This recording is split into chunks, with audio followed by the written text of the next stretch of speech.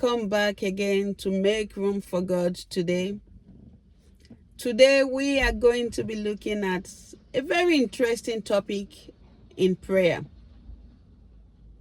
How we should make prayer our daily guide rather than our emergency kit. How often do we pray? How often do I pray? Do I pray only when I'm in trouble or I have problems? Somebody rightly said, if the only time you pray is when you have trouble, then you are in big trouble. Because prayer is supposed to be a daily guide, not an emergency kit. When we have a need, we just go, let's get the emergency kit and address this need. No. When the days are good, we must pray. When the days are tough, we must pray. When things are going well, we must pray. When we feel like we're on the mountaintop, we should pray. And when we feel we're in the valley, we should pray. Prayer should be a daily occurrence in the life of every child of God. If you truly love somebody, what do you do to the person? You talk to them every day. You want to FaceTime them. You want to keep communication lines open. You want to tell them of your joys, your sorrows, your struggles.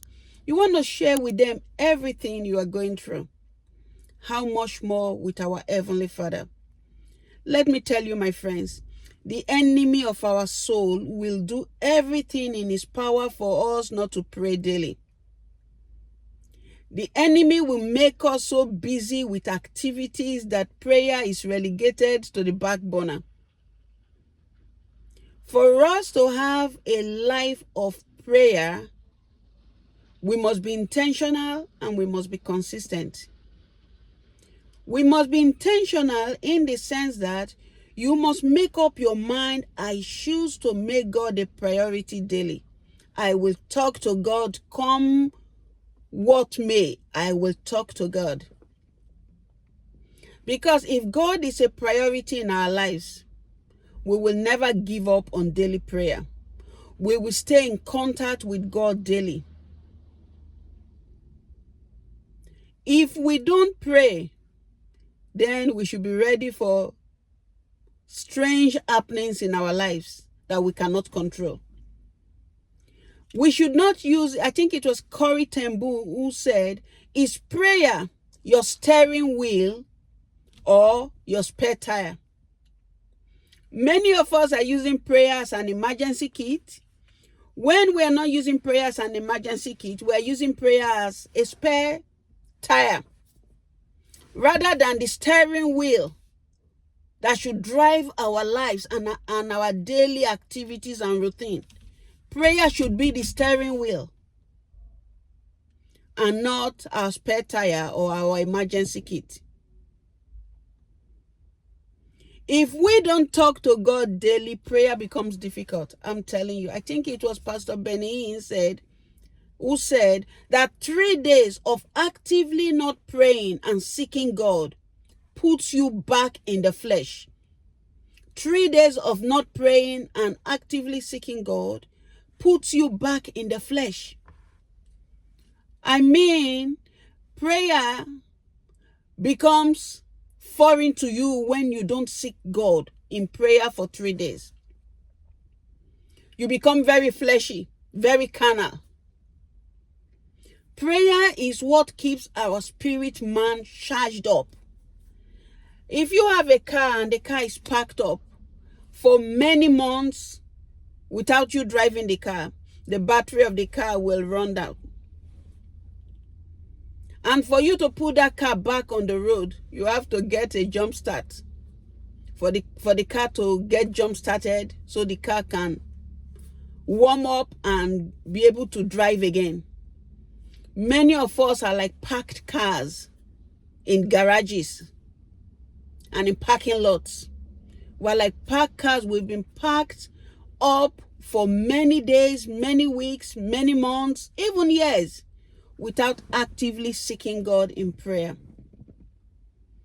The Holy Spirit can jumpstart your heart again so your heart can begin to warm up and be ignited to begin to seek God in prayer.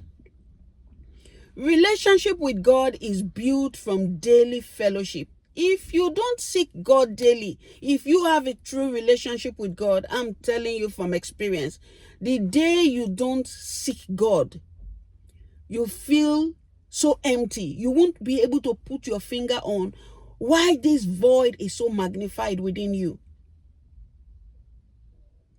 And the beauty of prayer is not just saying, God, give me, give me, give me. Prayer is more than that. If your prayer life is all about, God, do this for me, spiritual warfare, God, do that for me, no. The beauty of prayer is that union between you and God. That intimacy. You just long to be in the presence of God. You just want to be with Him. You feel like a fish out of water when you have not spent time with God. Prayer is the most heavenly and most spiritual function of our Christian life. Prayer is the key to Christian living. If we want to live a vibrant Christian life, prayer must be part and parcel of our walk with the Lord. Prayer is not when you shout. Prayer is not when you scream. Prayer is not when you shake. Prayer is when your heart beats after the heart of God. Prayer is when your heart merges with the heart of God in union of intimacy with the Lord. And it is from that place of intimacy that the Bible tells us if we ask anything in His name, He will give it to us in Matthew chapter 6. From that place of friendship, there is nothing you ask from God you cannot get in faith. So prayer is more than shouting and screaming at God. Prayer is a heart that merges with the heart of God and it becomes one. That the Lord's heart begins to beat and your heart, it's like sinking together in harmony, in unity. Prayerlessness is dangerous, if I must tell you. Prayerlessness is very dangerous. When we don't pray, we attract all sorts of negative vibes and spirit around us.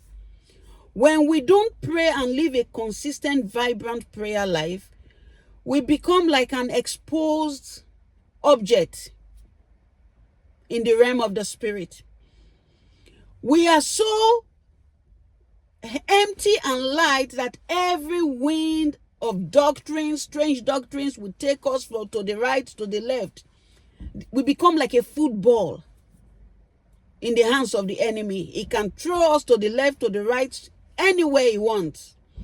Prayer is what makes the enemy flee from us. Once you live a prayerful life, let me give you an analogy. One day in my kitchen, I was just looking at the stove, and the stove was not on, and I think it was the summer period, and you could see those big flies. They were just perching on that stove. The stove was not hot, so they were having a feast on the cooker. But when you turn the cooker on, you see that if they don't escape, they get fried up. That's how our spiritual life is. We have to turn that ignition on. And that's the power of the Holy Spirit coming upon us. We have to turn it on. We have to live a consistent life of prayer. When we are living a prayerless lifestyle, I'm telling you, we're like that cold stove. That every strange thing can come in and just pour their waste upon that cold stove. But when you turn the heat on, I'm telling you, all flies and all strange, creeping creatures, they run for their lives. My friends, I've come to encourage us today. Let prayer be important to us because prayer is important to God. Let prayer be important to us. God wants to do something with the lives of every believer. God wants to do something unique with you. He wants to do something unique with me. How can He do it if we do not come in agreement with Him? By daily seeking His face. I think I can't say this quote verbatim, but it's the quote by Mother Teresa. She said, "May I not become so busy that I lose my grip on the hands of Jesus." You know, Mother Teresa was in Calcutta in India.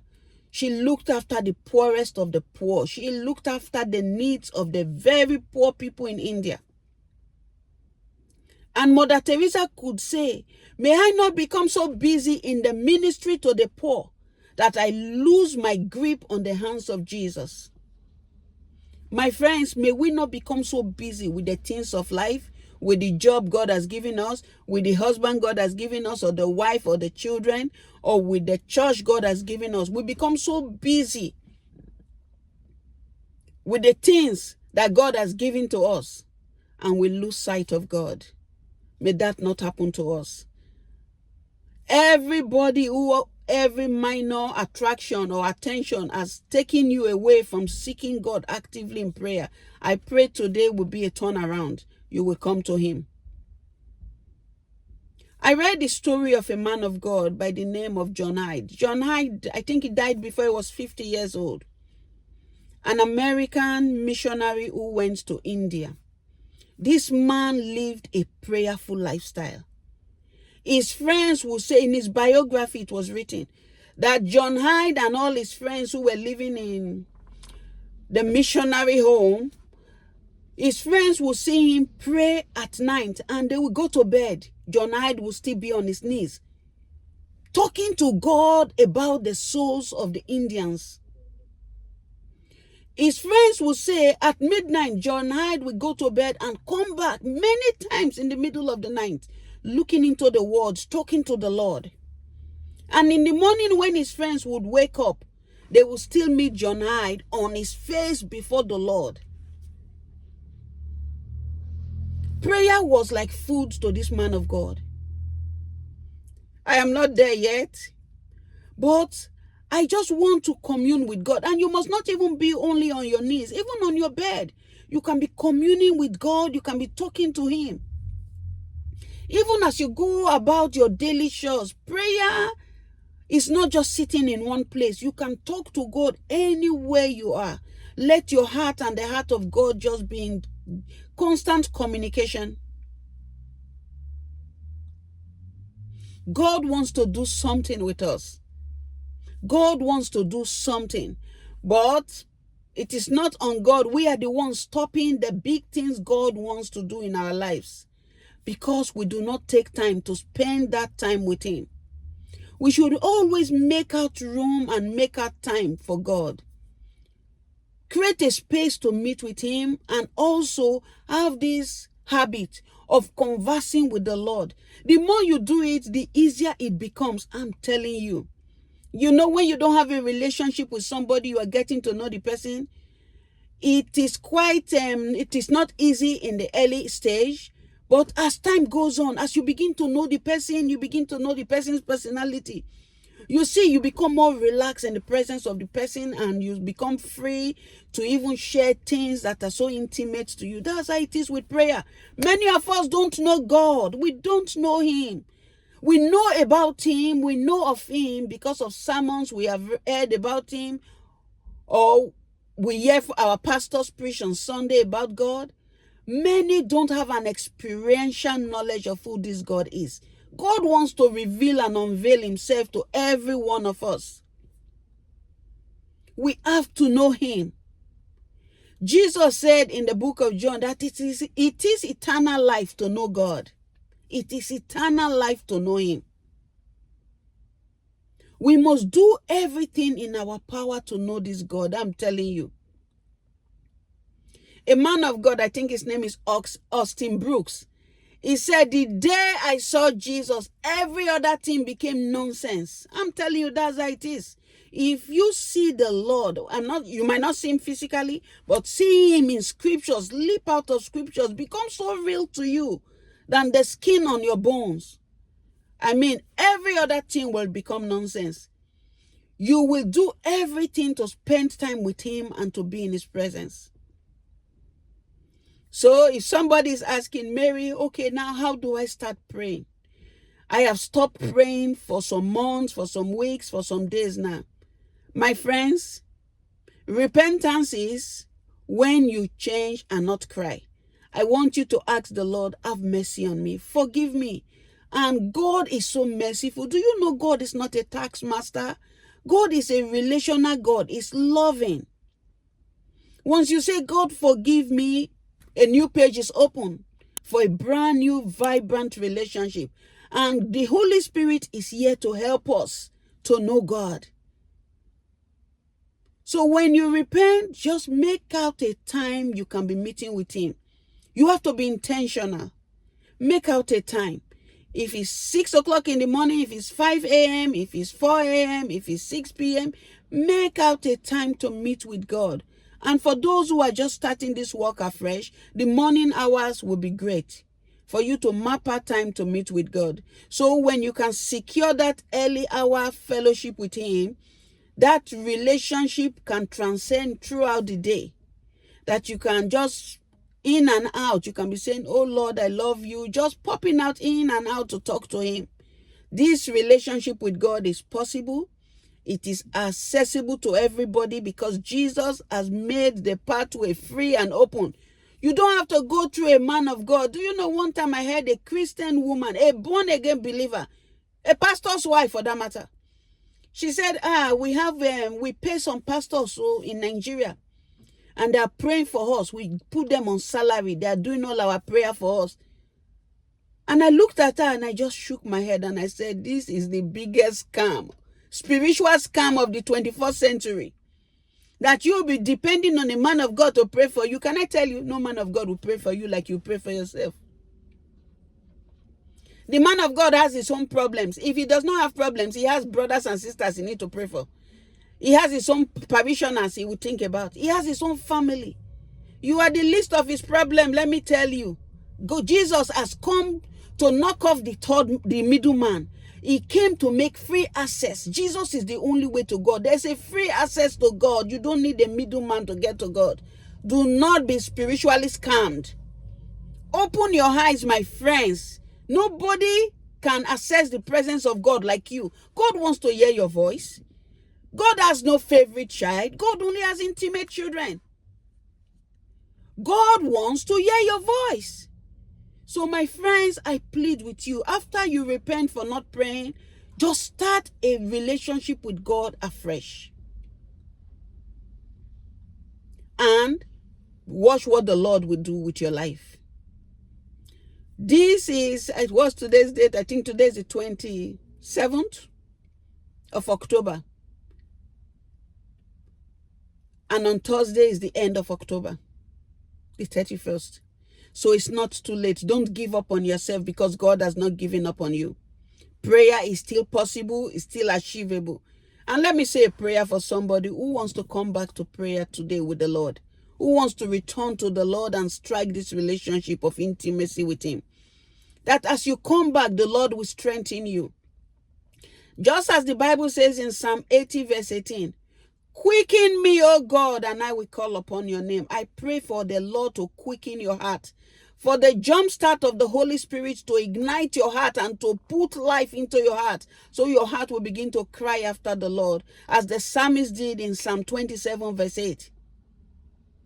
He said, when you said, seek my face, my heart responded, your face, Lord, will I seek. And may that be your story, and may that be your testimony, my friends, in Jesus' name.